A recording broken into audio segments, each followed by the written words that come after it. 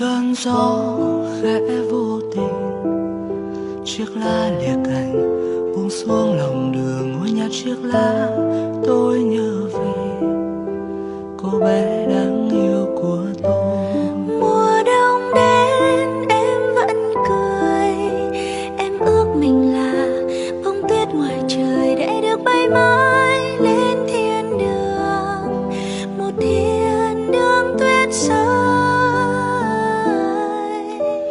Tuyết chẳng có đâu em ơi, chỉ có tôi bên cạnh em thôi. Mùa đông đến gió khiến em se lạnh, Đừng lo vì con tôi đây.